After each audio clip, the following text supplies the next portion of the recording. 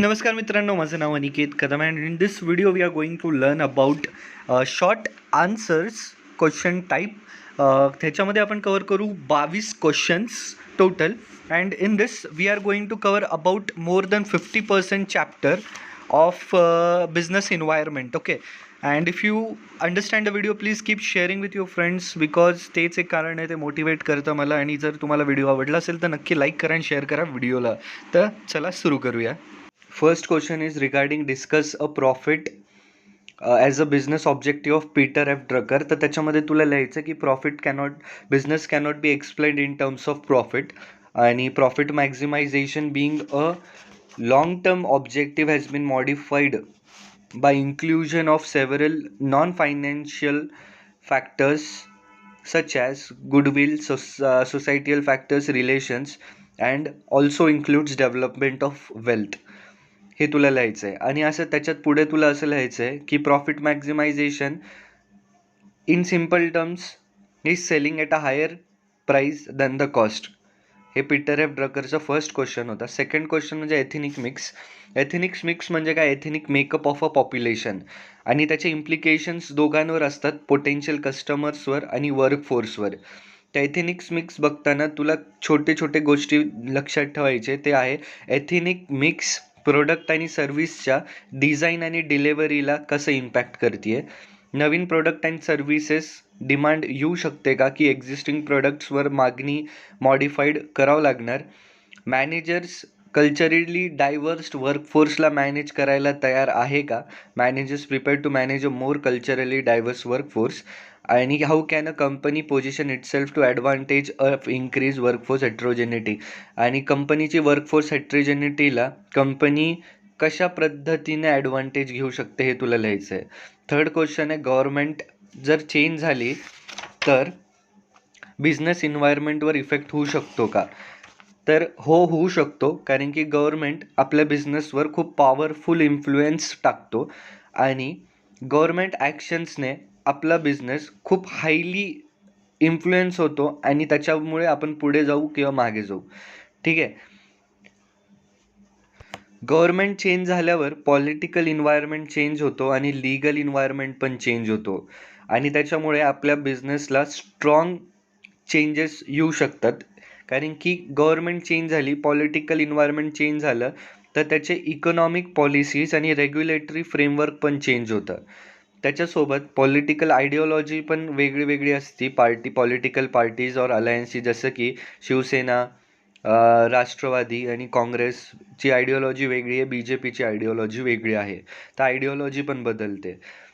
मग गव्हर्नमेंट काय करतं, प्रत्येक स्पेसिफिक सेक्टरला कोणत्या तरी प्रमोट करतात, त्याच्यामुळे आपल्या बिझनेसवर पण इफेक्ट होऊ शकतो.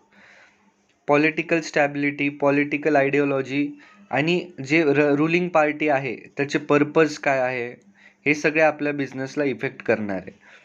ठीक आहे. गव्हर्नमेंट पॉलिसी कोणत्या असू शकतात? Fiscal policy, monetary policy, industrial policy, labour policy, export and import policy आणि other legal enactments and framework and so on. या सगळ्या गोष्टी आपल्या बिझनेसला इफेक्ट करणार आहे, एवढं लक्षात ठेवायचं. नेक्स्ट क्वेश्चन आहे की कितेरेत्सू म्हणजे काय. कितेरेत्सू म्हणजे loosely coupled group of companies in and related industries. म्हणजे कंपनीजचं एक लूजली कपल्ड ग्रुप आहे एका रिलेटेड इंडस्ट्रीमधला. कितेरेत्सू हे एक जॅपनीज टर्म आहे, एवढं लक्षात ठेवायचं. आणि त्याचा अर्थ असा होतो large cooperative network of businesses. एक कॉर्पोरेटिव्ह नेटवर्क आहे, कोऑपरेटिव्ह नेटवर्क आहे बिझनेसेसचं. ठीक आहे. कितेरेत्सूमध्ये खूप लोक म्हणजे जे मेंबर्स असतात ते कॉमन असतात आणि ते एक दुसऱ्याचे significant amount of stock own करतात, आणि खूप सारे बोर्ड मेंबर्स त्यांचे कॉमन असतात. ओके. नेक्स्ट क्वेश्चन असा आहे की elaborate the characteristics of business environment with reference to decision making. In short आपल्याला कॅरेक्टरिस्टिक्स सांगायचे बिझनेस इन्व्हायरमेंटचे. सो द बिझनेस इन्व्हायरमेंटचे कॅरेक्टरिस्टिक तुला जसं माहिती आहे, कॉम्प्लेक्स, डायनॅमिक, मल्टीफिसेटेड आणि फार रिचिंग इम्पॅक्ट. हे तुला वरचं माहिती आहे. त्याच्यामधलं मसाला असा आहे, कॉम्प्लेक्स म्हणजे त्याच्यामध्ये खूप जास्त फॅक्टर्स असतात, इव्हेंट्स कंडिशन्स होतात आणि डिफरंट इन्फ्लुएन्शियल सोर्सेस येतात, त्याच्यामुळे ते खूप कॉम्प्लेक्स होऊन जातं. आणि या सगळ्या गोष्टी जे की फॅक्टर्स, इव्हेंट कंडिशन्स आणि डिफरंट इन्फ्लुएन्शियल सोर्सेस हे एकटे येत नाहीत, म्हणजे आयसोलेशनमध्ये येत नाहीत, पण ते एकमेकांशी इंटरॅक्ट करतात आणि एक नवीनच इन्फ्लुएन्स तयार करतात आणि नवीनच प्रॉब्लेम तयार करतात. So it is very difficult to comprehend, समजायला खूप अवघड जातं, पण it is very easy to understand in parts, म्हणजे आपण त्याला पार्टमध्ये समजू शकतो, पण जेव्हा हे सगळं आपण एकत्रित करतो तर it is very difficult to understand in totality. म्हणजे कॉम्प्लेक्समध्ये काय लिहायचंय तुला, फॅक्टर्स, इव्हेंट कंडिशन्स आणि अदर इन्फ्लुएन्सेस येतात, आयसोलेशनमध्ये येत नाहीत, एकमेकांसोबत इंटरॅक्ट करून येतात आणि नवीन सेट ऑफ प्रॉब्लेम्स क्रिएट करतात, म्हणून ते डिफिकल्ट टू कॉम्प्रहेंड होतं, म्हणजे समजायला ते खूप डिफिकल्ट होतं. त्याच्यानंतर तुला हे समजायचं की ते पार्ट्समध्ये समजायला खूप सोपं आहे, पण टोटॅलिटीमध्ये समजायला खूप कॉम्प्लेक्स आहे. डायनॅमिक, सेकंड वन, डायनॅमिक म्हणजे business environment is continuously changing. काय होतं, बिझनेस एन्व्हायरमेंट कंटिन्युअसली चेंज होतं, कारण की त्याच्यामध्ये सेव्हरल व्हेरिड फॅक्टर्स ऑपरेटिंग असतात, म्हणजे आपण जे म्हणतो इन्फ्लुएन्सिंग फॅक्टर्स असतात, ते कंटिन्युअसली ऑपरेट करत राहतात, त्याच्यामुळे ते कॉन्स्टंटली चेंजिंग होत असतं. म्हणून त्याचं कॅरेक्टरिस्टिक एक डायनामिझम असल्यामुळे ते कंटिन्युअसली चेंज, त्याचं साईज अँड कॅरेक्टर होतं. एकच वाक्य त्यांनी वेगळ्या वेगळ्या दृष्टिकोनातून वापस लिहिलेलं आहे. मल्टीफॅसेटेड म्हणजे काय, की एकच गोष्टी वेगळ्या वेगळ्या पद्धतीने माणूस बघतो. म्हणजे change and shape and character of business environment is perception of observer जसं बघेल तसं ते बिझनेस इन्व्हायरमेंट त्याला दिसेल. Particular change and development is view differently by the different observer. एकच चेंज इन इन्व्हायरमेंट डेव्हलपमेंट हे काय होतं, एक दुसऱ्या ऑब्झर्वरनी दुसऱ्या पद्धतीने बघितलं जातं. जसं एकच डेव्हलपमेंट एका ऑब्झर्वरनी डेव्हलपमेंट बघितलं जातं, दुसऱ्या ऑब्झर्वरनी थ्रेड बघितलं जातं. लास्ट आहे फार रिचिंग इम्पॅक्ट म्हणजे बिझनेस ऑर्गनायझेशनवर त्याचा खूप लॉंग टर्म इम्पॅक्ट होतो, प्रॉफिटॅबिलिटीवर आणि त्याच्या ग्रोथवर, कारण की ग्रोथ आणि प्रॉफिटॅबिलिटी डिपेंड करते ज्या इन्व्हायरमेंटमध्ये बिझनेस एक्झिस्ट करतं, आणि the environment change has an impact on the organisation in several different veg.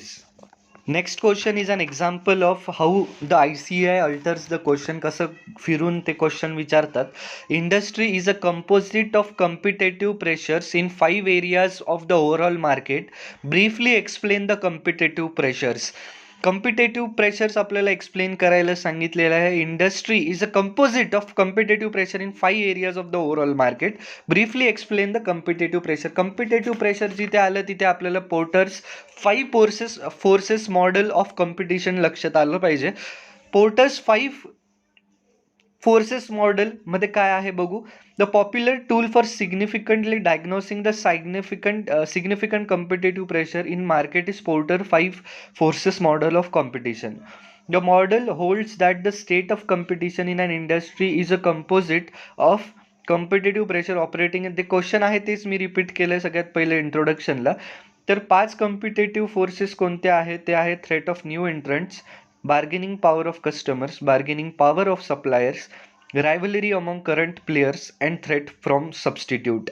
आता न्यू एंट्रंट्स कडून मला काय थ्रेट असणार, न्यू एंट्रंट्स कडून मला थ्रेट असणार की जर ते एक न्यू रेंज ऑफ प्रोडक्ट आणत असेल, न्यू कॅपॅसिटी येत असेल न्यू एंट्रंट सोबत, म्हणजे खूप मोठा जर न्यू एंट्रंट येत असेल तर ते एक न्यू सेन्स ऑफ कॉम्पिटिशन मार्केटमध्ये आणेल. बार्गेनिंग पॉवर ऑफ सप्लायर, जर सप्लायर बार्गेनिंग पॉवरनी कशा काय इन्फ्लुएन्स होतं, कॉस्ट ऑफ प्रोडक्टवर इन्फ्लुएन्स होतो आणि आपल्याला अदर इनपुट्स जे आहेत सप्लायरकडून येणारे त्याच्यावर पण खूप जास्त इफेक्ट होतो.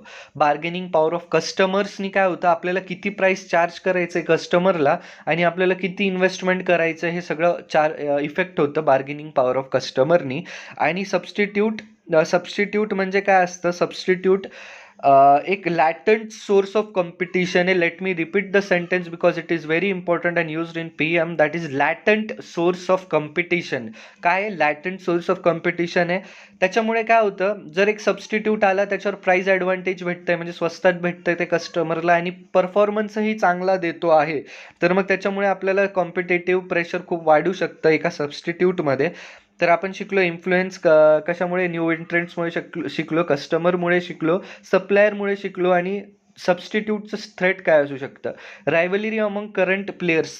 करंट प्लेयर नेहमी काय करणार, एक एज घेऊन चालणार, काहीतरी असं करणार की त्यांना बाकी कॉम्पिटिशनमध्ये एज भेटेल आणि त्यांना जास्त प्रॉफिट भेटेल. तर हे होते 5 competitive pressures, 5 forces model of competition by Porter. ठीक आहे. New entrants, customer, supplier, current players and substitute. So now we are going to learn about micro and macro environment. हे खूपदा तू वाचलंयस तर तुला हे लक्षात असलंच पाहिजे. Difference between micro environment and macro इन्व्हायरमेंटमध्ये तुला सांगायचं आहे, मायक्रो इन्व्हायरमेंट म्हणजे that are very close to the company असं तू लिहू शकतो, किंवा इमिडिएट पेरिफेरी असं लिहू शकतो. आणि that affects the ability to do routine functions. Micro environment affects the ability to do routine function and very close to the company. Second, macro environment म्हणजे काय? Macro environment includes larger periphery of the environment and affects distantly, distantly distantly to the organization. हे तुला definition आहे micro आणि मॅक्रोची. मायक्रोमध्ये कोणते कोणते elements आहेत? Suppliers, marketing intermediaries, customer, markets and competitors. मॅक्रोमध्ये कोणते कोणते? Demographic, economic, natural forces, technology, politics, legal and socio cultural. Okay, हे पॉईंट्स तुला एलिमेंट्समध्ये लिहायचे. त्याच्यानंतर elements of micro environment are specific to the said business. त्याच बिझनेसला धरून ते चालणारे असतात, म्हणून त्या बिझनेसला ते शॉर्ट टर्ममध्ये त्याच बिझनेसला ते इफेक्ट करतील. पण मॅक्रो इन्व्हायरमेंट हे जनरल इन्व्हायरमेंटला धरून चालतात, त्याच्यामुळे ते सगळ्या फर्म्सला इंडस्ट्रीमध्ये इफेक्ट करतात. समजलं? नेक्स्ट क्वेश्चन असा आहे की environment is the sum of several internal and external forces that affects the functioning of the business. Explain. तर हा पार्ट तू पहिले पण केला आहे की एक्सटर्नल इंटरनल पार्ट्स. एक्सटर्नल म्हणजे काय? Macro environment. इंटरनल म्हणजे काय? Micro environment. सो त्याच्यामध्ये आधी इंट्रोडक्शनला असेल याचं environment in which the business exists is divided into two parts, internal and external. As business environment is very complex in nature, it is very difficult to understand in totality and it is easy to understand in parts. The external factors are beyond the control of the individual business, but they are dynamic in nature and keeps changing.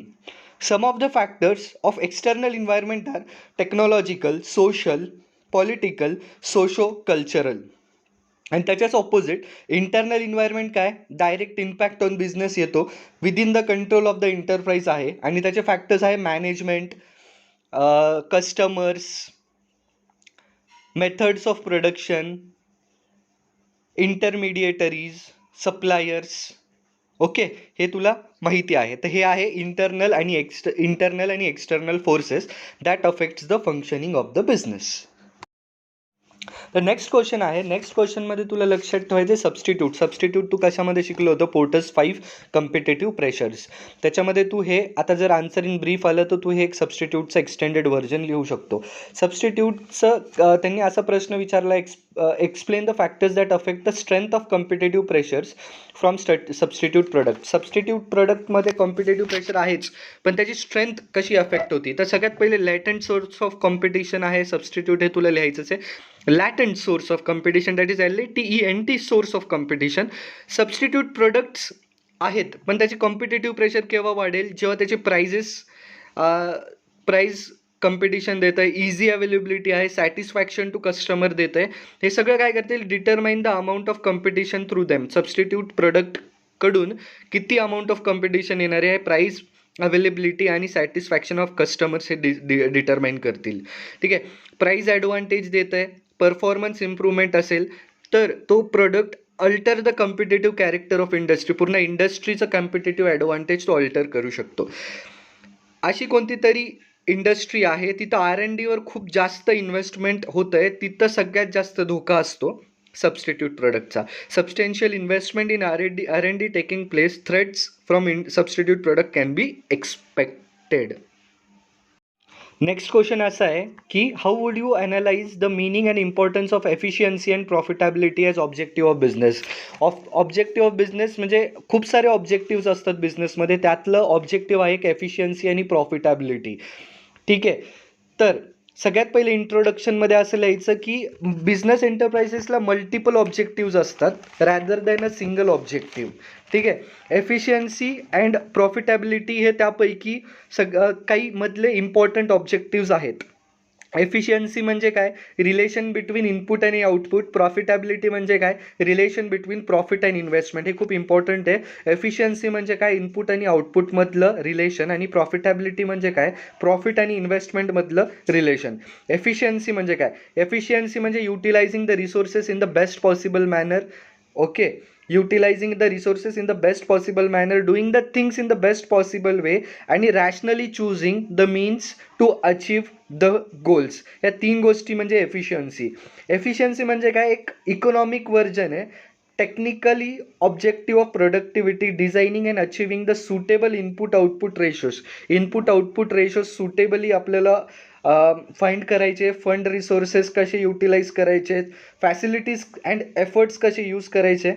तर आपण असं म्हणू शकतो very useful operational objective आहे हा efficiency. Okay, त्याच्यानंतर आहे profitability. Profitability म्हणजे काय, प्रॉफिटॅबिलिटी हे एक प्रायमरी ऑब्जेक्टिव्ह असतं कोणत्या पण बिझनेसचं, की आपल्याला बाबा प्रॉफिट कमवायचं आहे. कोणी कोणी पुढे जाऊन असंही म्हणू शकतं, इंग्लिशमध्ये मी असं म्हणेल, some may go even more further and emphasize that the profit is the sole motive of the business. म्हणजे मला फक्त प्रॉफिट कमवायचं आहे, बाकी काही नाही. जे अदर ऑब्जेक्टिव्ह आहे ते फॅसिलिटेटिव्ह ऑब्जेक्टिव्ह आहे. म्हणजे हे बिझनेस रन करायला आहे, मेन प्रॉफिट गेन करायलाच हे बाकीचे ऑब्जेक्टिव्ह. एफिशियन्सी कशाला पाहिजे, प्रॉफिट करायला. सर्वायवल कशाला पाहिजे, प्रॉफिट करायला. ग्रोथ कशाला पाहिजे, प्रॉफिट करायला. एफिशियंट पाहिजे, प्रॉफिट करायला. स्टेबिलिटी कशाला पाहिजे, प्रॉफिट करायला. म्हणजे बाकीचे कशाला आहे, फॅसिलिटेटिव्ह ऑब्जेक्टिव्ह आहे. मेन ऑब्जेक्टिव्ह काय, आपलं प्रॉफिट मोटिव्ह. ठीक आहे. आणि जे प्रायव्हेट एंटरप्राइज ऑपरेट आणि रन कशामुळे होतात, बेनिफिट्स ऑफ द ओनर. जे ओनर कोण असतं, ज्यांनी रिस्क घेतलेली असते त्याचे फंड्स इन्व्हेस्ट करून. ओके, हे कळालं तुम्हाला. प्रॉफिटॅबिलिटी आणि एफिशियन्सी काय इम्पॉर्टंट आहे आणि त्याच्यामधलं कंटेंट काय लिहायचं आहे आपल्याला. त्याच्यानंतर एक क्वेश्चन होता, right a short note on characteristics of global company. Right a short note on global industry आपण आधी वाचलं होतं. तर त्याच टाईपचा एक क्वेश्चन आहे, what do you mean by global company, म्हणजे कॅरेक्टरिस्टिक्स ऑफ ग्लोबल कंपनी. तर इकॉनॉमिक टर्म्समध्ये ग्लोबल कंपनी म्हणजे काय, की integration of world into a huge market. Globalisation म्हणजे काय होतं, integration of world into a huge market. At company level globalisation म्हणजे काय, ग्लोबलायझेशन म्हणजे दोन गोष्टी. ग्लोबलायझेशन म्हणजे दोन गोष्टी. त्यातली पहिली गोष्ट अशी, company commits itself heavily with several manufacturing location around the world and offers product in several diversified industries. म्हणजे कंपनी काय करतीये, वर्ल्डच्या खूप जास्त लोकेशनमध्ये काम करतीये आणि व्हेरियस प्रोडक्ट्स तिथे सेल करतीये. दुसरं, ability to compete with domestic market in the foreign company. माझी कंपनी अमेरिकामध्ये तिथलच्या डोमेस्टिक कंपनीशी कॉम्पीट करतीये, तर हे ग्लोबलायझेशन आहे माझ्या कंपनीसाठी. तर ठीक आहे. At the economic terms globalisation म्हणजे काय, integration of world economy into a huge market. आणि कंपनी लेवलवर पहिलं कंडिशन म्हणजे काय, की मी स्वतःलाच खूप कमिट करतोय. मॅन्युफॅक्चरिंग लोकेशन्स मी वेगळ्या वेगळ्या लोकेशन्सवर बांधून आणि मी सेव्हरल प्रोडक्ट्स ऑफर करतोय. आणि मी दुसरी गोष्ट अशी आहे की मी डोमेस्टिक मार्केटशी कम्पीट करतोय तिथे जाऊन. आणि ग्लोबल कंपनी काय करते, world as a one market करते आणि जे ग्लोबल बाउंड्रीज आहे त्याला इग्नोर करते. दुसरं, ग्लोबल कंपनीचे 3 ॲट्रिब्यूट्स असतात. पहिलं ॲट्रिब्यूट आहे कॉंग्लोमेरेट ऑफ मल्टिपल युनिट्स आहे, located in different parts of the globe but all are linked with the common ownership. Common ownership आहे, conglomerate of multiple units located in different parts. Second आहे common pool of resources use केले जाते, जसं की money, credit, patents, trade name. Okay. Third आहे common strategy वापरल्या जाते. Next question असा आहे की a business enterprise is a subsystem of larger environment system. ठीक आहे. लार्जर इन्व्हायरमेंट सिस्टीमची एक सबसिस्टीम आहे बिझनेस इन्व्हायरमेंट. आणि आपल्याला रिलेशनशिप बिटवीन बिझनेस ऑर्गनायझेशन आणि बिझनेस इन्व्हायरमेंट, म्हणजे ऑर्गनायझेशन आणि बिझनेस इन्व्हायरमेंटमधलं रिलेशन सांगायचं आहे. तर आपण जे आधी शिकलो होतं की business cannot function in isolation. ठीक आहे. Business is influenced by the environment and also influence it. ठीक आहे. एंटरप्राइज काय करतं, एंटरप्राइज इन्व्हायरमेंटकडनं इनपुट घेतं कोणत्या फॉर्ममध्ये, रिसोर्सेस इन्फॉर्मेशनच्या फॉर्ममध्ये, आणि ट्रान्सफॉर्म करतं त्याला आउटपुटमध्ये. एक रिलेशनशिप ऑर्गनायझेशनचं इन्व्हायरमेंटसोबत हे आपण त्या दोघांमध्ये इंटरॅक्शन किती आहे त्या बेसिसवर आपण सांगू शकतो. तर तीन प्रकारे इंटरॅक्शन होऊ शकतं: exchange of information, exchange of resources and exchange of influence and power. सगळ्यात पहिले एक्सचेंज ऑफ इन्फॉर्मेशन म्हणजे काय? ऑर्गनायझेशन काय करतं, जे एक्सटर्नल इन्व्हायरमेंट आहे, एक्सटर्नल इन्व्हायरमेंटल व्हेरिएबल्स ते स्कॅन करतं. स्कॅन करून त्याचं बिहेवियर आणि चेंजेस ॲनलाइज करतं. ते ॲनलाइज केल्यानंतर त्याच्या थ्रू ते जनरेट करतात इम्पॉर्टंट इन्फॉर्मेशन, जे की यूज होतं डिसिजन मेकिंग, प्लॅनिंग आणि कंट्रोल पर्पजेससाठी. ठीक आहे. On the other hand, organization itself transmit information to several external agency either voluntarily, inadvertently and legally. आता एक्सचेंज ऑफ रिसोर्सेसमध्ये सगळ्यात सोपं, एक्सचेंज काय करणार, रिसोर्सेसमध्ये इनपुट्स घेणार. इनपुट्समध्ये काय घेणार? Finance, materials, man power, equipment etcetera from external environment, and it produces products, services through the use of the above inputs. The organization is also dependent on the external environment for disposal of its output. म्हणजे विकाऊत पण लागेल ना ते output of products or services to wide range of clients. फक्त सगळ्यात पहिले ते inputs घेणार, finance, material, manpower, equipment, external इन्व्हायरमेंटकडनं त्याचं एक आउटपुट बनवणार आणि ते इन्व्हायरमेंटवरच डिपेंड होणार ते डिस्पोज करण्यासाठी टू व्हेरियस क्लायंट्स. त्याच्यानंतर आहे exchange of man power and influence. Exchange of power and influence, त्याच्यामध्ये एक्सटर्नल इन्व्हायरमेंट काय करतं, एक considerable power over the organization असतं. दोन प्रकारे, by virtue of being more inclusive असतं ऑर्गनायझेशन इन्व्हायरमेंटमध्ये, and by virtue of its command over resources, information and other resources. इन्व्हायरमेंटची कमांड असते रिसोर्सेसवर, इन्फॉर्मेशनवर आणि अदर इनपुट्सवर. ठीक आहे. Position to impose its will, environment काय असतं, त्याची इच्छा ऑर्गनायझेशनवर लागू करण्याच्या पोझिशनवर असतं. इन्व्हायरमेंट बदललं तर ऑर्गनायझेशनलाही बदलावं लागतं. Governmental organization, competitor, supplier, investor etcetera exercise considerable power and influence over the organization. ठीक आहे. हे होतं आपण शिकलो relationship between the business environment and the organization, exchange of information, exchange of resources and exchange of power and. त्याच्यानंतर आपण शिकतोय assume that you are an intrapreneur. Assume काय, वी आर एन इंट्राप्रिनियर, आणि what type of information relating to macro environment would you need to determine external opportunities and threat. Macro इन्व्हायरमेंटमधले कोणते factors तुम्हाला determine करायचे, त्याच्यातून तुम्हाला opportunities आणि threats दिसतील.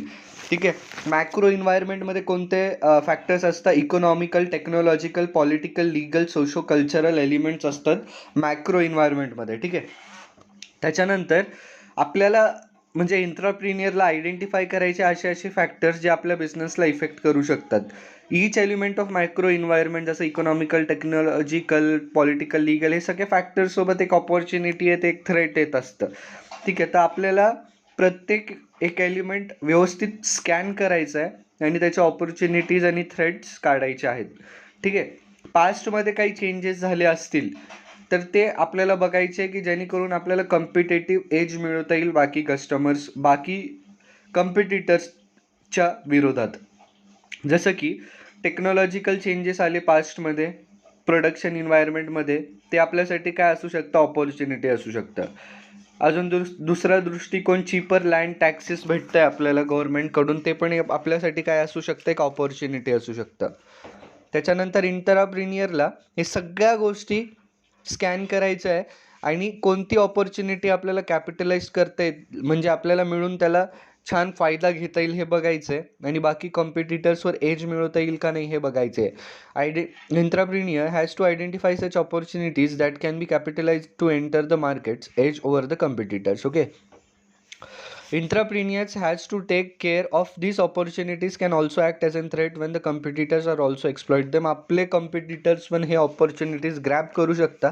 तर याची दक्षता घ्यायची आहे की आपल्याला ते ऑपॉर्च्युनिटीज व्यवस्थितपणे ग्रॅब करायचे आहेत, नाही तर आपले कॉम्पिटिटर्स येऊन ते एज मिळून जातील आणि ते आपल्या पुढे निघून जातील आणि ते आपल्यासाठी एक मोठा थ्रेट आहे. ओके, नेक्स्ट क्वेश्चन असा आहे की तुम्ही एका कंपनीचे कन्सल्टंट म्हणून ॲप्लिकेबल आहेत आणि तुम्ही एका कंपनीचे कन्सल्टंट आहात आणि तुम्हाला त्या कंपनीला ॲडवाईस करायचे की कोणते कोणते फॅक्टर्स तुम्हाला बघायचे इन्व्हायरमेंटल स्कॅनिंगसाठी आणि त्याला एक्सप्लेन करायचं. You have been hired as an consultant by a company to advise in on factors it need to consider for environmental scanning. Explain briefly this factors. आपल्याला काय करायचं, हे फॅक्टर्स ब्रीफली त्यांना सांगायचे आहे.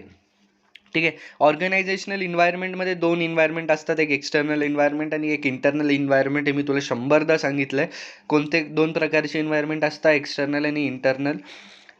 आपण ते दोन्ही इन्व्हायरमेंटलला व्यवस्थित स्कॅन केलं पाहिजे.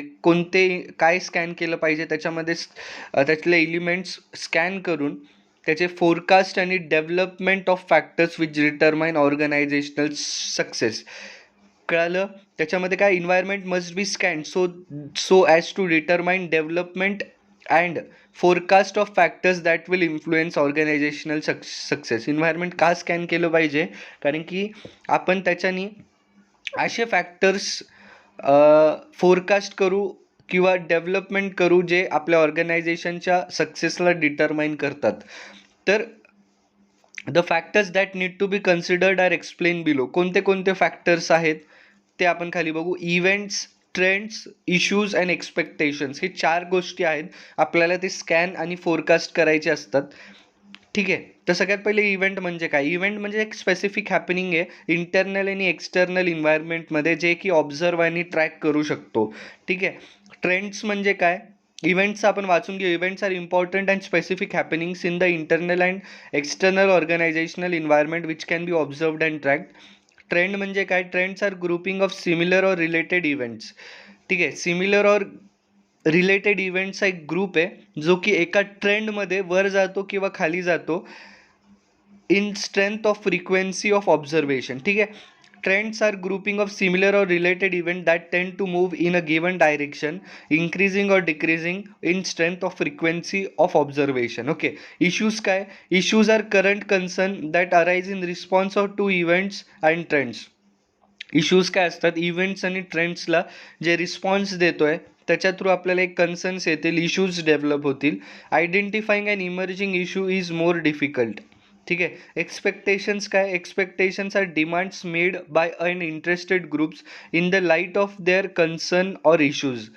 ठीक आहे. एक इंटरेस्टेड ग्रुप्सने आपल्यासोबत काहीतरी डिमांड्स आणल्या आहेत की तुम्ही हे करा सर, हे आणा, ते आणा, in light of concern or their issues. त्यांना काही इश्यूज होते, कन्सर्न होते, त्याच्या विरोधात त्यांनी काहीतरी एक्सपेक्टेशन्स दाखवलेत आपल्याला, ते आपल्याला पूर्ण करायचे आहेत. नेक्स्ट क्वेश्चन असा आहे की आपल्याला KSF सांगायचं. KSF म्हणजे की सक्सेस फॅक्टर. क्वेश्चन असा आहे, in your view what are the key success factors for operating in an competitive market place. Key success फॅक्टर्सबद्दल सांगायचं. की सक्सेस फॅक्टर्स म्हणजे काय, key success factors are rules that shape whether the company will financially and competitively successful. म्हणजे KSF काय rules आहेत ते काय करतं, शेप करतं whether the company will be financially and competitively successful, financially आणि कम्पिटेटिव्ह सक्सेसफुल होणार यासाठी रूल्स आहेत, त्याला आपण म्हणतो KSF, दॅट इज की success factors. The key success factors कसं आहे, KSF आपण काय केलं होतं, CPT मध्ये बसलो होतो, CPT देत बसलो होतो, तेवढ्यात आपल्याला एक इंस्टाग्रामवर काय आलं, DM आला. KFC मध्ये बसून आपण CPT देत होतो, त्याच्यावर आपल्याला इंस्टाग्रामवर डायरेक्ट मेसेजेस येत होते KFC मध्ये बसून. तर की सक्सेस फॅक्टर्स काय, C म्हणजे कम्पिटेटिव्ह, C म्हणजे कॉस्ट स्ट्रक्चर, P म्हणजे प्राईस सेन्सिटिव्हिटी, T म्हणजे टेक्नॉलॉजिकल स्ट्रक्चर, D म्हणजे डिस्ट्रीब्युशन सिस्टीम आणि M म्हणजे मार्केट प्लेस. म्हणजे मी काय करत होतो, KFC मध्ये बसून CPT देत होतो तेव्हा मला काय आलं, DMवर मेसेजेस येत होते सगळे इंस्टाग्रामवर. C म्हणजे काय, कॉस्ट स्ट्रक्चर, P म्हणजे प्राईस सेन्सिटिव्हिटी, T म्हणजे टेक्नॉलॉजिकल स्ट्रक्चर, D म्हणजे डिस्ट्रीब्युशन सिस्टम आणि M म्हणजे market structure. How would you argue that the modern enterprise pursue multiple objective rather than a single objective. तर जे आपण ऑब्जेक्टिव्ह ऑफ बिझनेसच्या स्टार्टिंगला जो मसाला लिहित असतो इंट्रोडक्शनमध्ये, तेच आपल्याला ह्याच्यामध्ये लिहायचं आहे आणि हे आपण कुठेही लिहू शकतो. तर ह्याच्यामध्ये तू असं लिहिणार, ऑब्जेक्टिव्ह म्हणजे काय? ऑब्जेक्टिव्ह म्हणजे परफॉर्मन्स टार्गेट असतात किंवा result and outcome it wants to achieve. म्हणजे मी अभ्यास का करतोय आज? कारण की मला पास व्हायचं. Results and outcome it wants to achieve. माझा ऑब्जेक्टिव्ह आज आज आज हे आहे अभ्यास करण्यामागचं, की मी रिझल्ट माझा छान असावा. ठीक आहे. ऑब्जेक्टिव्ह काय? परफॉर्मन्स टार्गेट असतात. Results and outcomes it wants to achieve. ठीक आहे. It is yardstick for tracking and organisation performance and progress. माझा परफॉर्मन्स आणि प्रोग्रेस हे ट्रॅक करण्यासाठी ही काय एक यार्डस्टिक आहे. ठीक आहे. तर पुढे असं लिहायचं, organisation are capable of achieving multiple objective rather than a single objective. म्हणजे आता आजकाल ऑर्गनायझेशन काय केपेबल आहेत की मल्टिपल ऑब्जेक्टिव्ह ते अचीव करू शकतात आणि मल्टिपल ऑब्जेक्टिव्हवर फोकस करू शकतात. ठीक आहे. ऑब्जेक्टिव्स काय काय आहेत? Profitability, productive efficiency, growth, technological dynamism, stability, self reliance, survival, competitive strength, customer service, financial solvency, product quality, diversification, employee satisfaction and welfare. ठीक आहे. ऑर्गनायझेशनला काय करावं लागतं? या सगळ्या गोष्टी बॅलन्स करावं लागतात in an appropriate manner so that the business can get successful.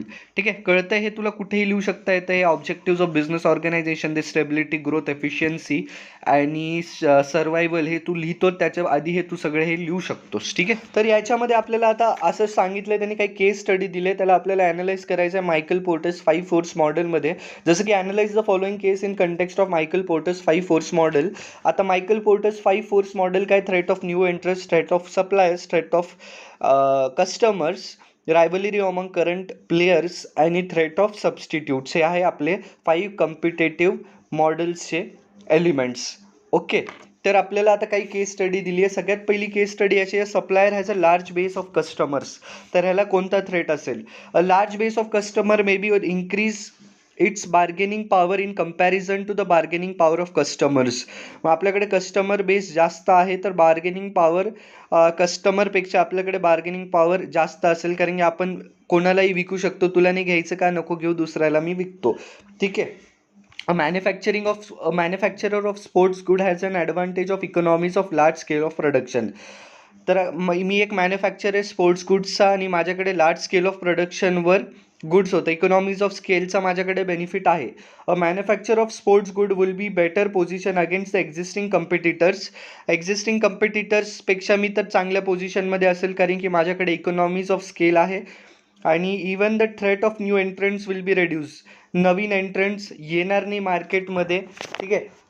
Third, products offered by the competitors are almost similar. जर सगळे प्रोडक्ट सिमिलर असतील कॉम्पिटिटर्सनी असेल तर बार्गेनिंग पॉवर म्हणजे threat of the competitors, rivalry threat हे माझ्यापेक्षा काय असेल?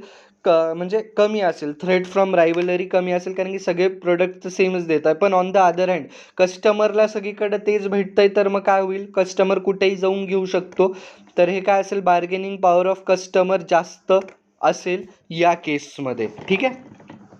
नेक्स्ट क्वेश्चन आपल्याला असं विचारलं गेलेलं आहे की आपण इन्व्हायरमेंटमध्ये वेगळे वेगळे इन्फ्लुएन्सेस बघतो आणि सगळ्या इन्फ्लुएन्सला समजणं खूप अवघड जातं. असं का बरं? The environment has many different influences but why it is very difficult to make sense of it by the मॅनेजर्सला एवढं का अवघड जातं हे सगळं बघायला? तर आपण ते जे पहिले जे लिहित असतो मिर्च मसाला, environment as micro and macro in factors, आणि ते इम्पॅक्ट करतं डायरेक्टली बिझनेसला आणि काही फार फेच्ड इम्पॅक्ट असतात.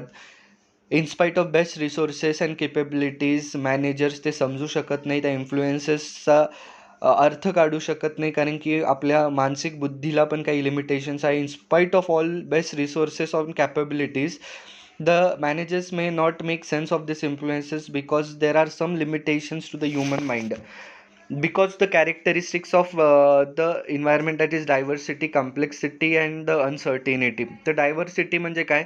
डायव्हर्सिटी म्हणजे खूप जास्त इन्व्हायरमेंटल इन्फ्लुएन्सेस असतात जे कन्सिवेबल नसतात. Listing of all the conceivable environmental influence, सगळे इन्फ्लुएन्सिंग इन्फ्लुएन्सिंग इन्व्हायरमेंटल फॅक्टर्स आपण लिस्ट डाऊन नाही करू शकत. ते खूप डायव्हर्सिफाय आहे. Complex, difficult to predict and understand future external influence. Difficult काय, कारण कॉम्प्लेक्स काय, कारण की आपल्याला पुढे येणारे इन्फ्लुएन्सिंग फॅक्टर्स प्रेडिक्ट आणि समजणं खूप अवघड जातं. अनसर्टनिटी, म्हणजे प्रत्येक माणसाचा एक गुणधर्म असा असतो की आपण जे मागे प्रॉब्लेम्स असतात, मागे कॉम्प्लेक्स प्रॉब्लेम्स आलेले असतात किंवा मागे असे काही इव्हेंट्स आलेले असतात, ते खूप हिस्टॉरिकली इम्पॉर्टंट होते आपल्याला आजच्या स्थितीमध्ये. मागे जे इव्हेंट झाले ते खूप महत्त्वाचे होते.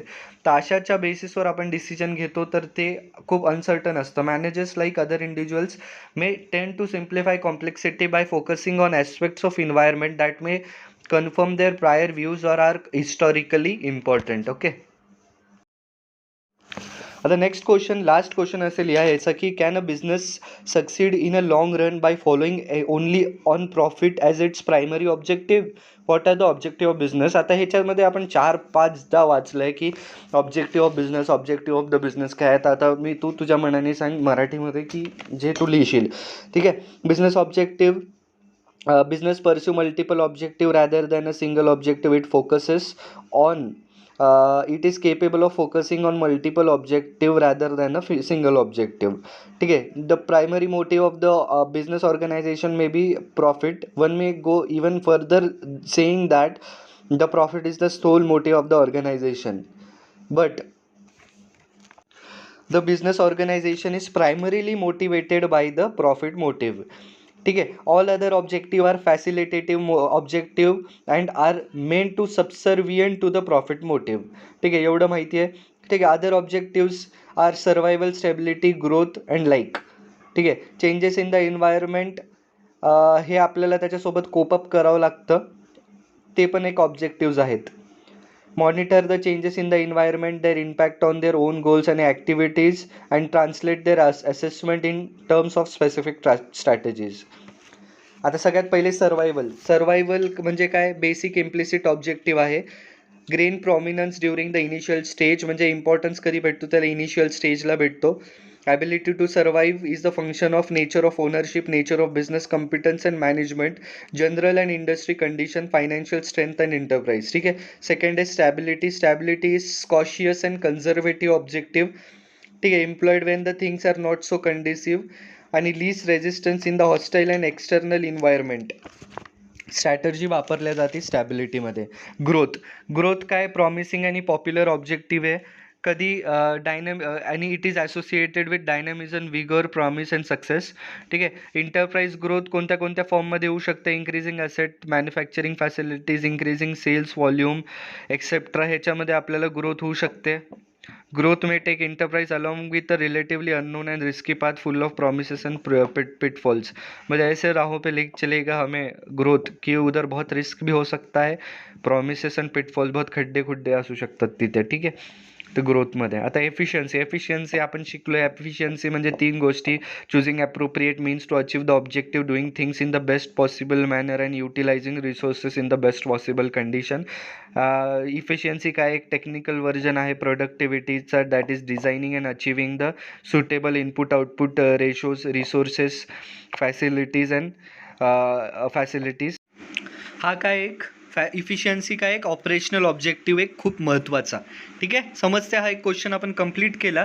जवळपास आपण 21 ते 22 क्वेश्चन्स ह्याच्यामध्ये कंप्लीट केले. मोर दॅन 50% चॅप्टर या सगळ्या क्वेश्चन्समध्ये क्लिअर होतोय. ओके. Thank you so much. आता जर तुम्हाला हा व्हिडिओ आवडला असेल, पॉडकास्ट आवडला असेल, तर नक्की लाईक करा, शेअर करा तुमच्या फ्रेंड्ससोबत आणि नक्की कमेंट डाऊन करा की तुम्हाला हा व्हिडिओ कसा वाटला. Thank you so much.